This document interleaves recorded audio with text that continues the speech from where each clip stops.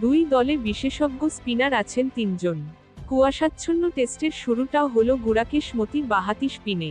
তবে মুলতান টেস্টের শুরুর দিনে দাপট দেখা গেল সেই পেসারই, বিশেষ করে ওয়েস্ট ইন্ডিজ পেসার জেইডেন সিলসের।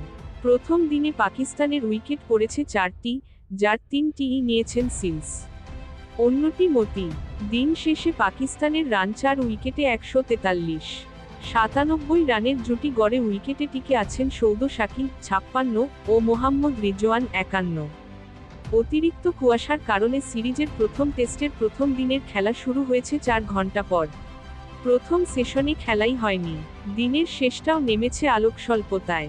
সব মিলিয়ে খেলা হয়েছে মাত্র 41.3 ওভার। কুয়াশাতে খেলা শুরু করতে দিনদুপুরে লেগেছে ফ্লাডলাইট।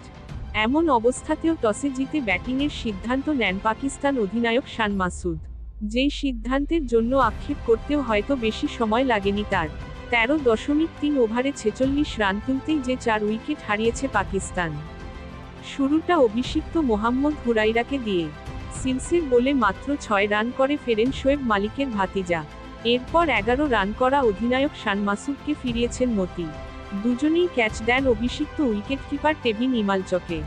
সিলসের পরের শিকার বাবর আজম ক্যাচ দিয়েছেন ইমালচের হাতে। সর্বশেষ 3 ইনিংসে 50 করা বাবর আজ ফিরেছেন 4 রান করে।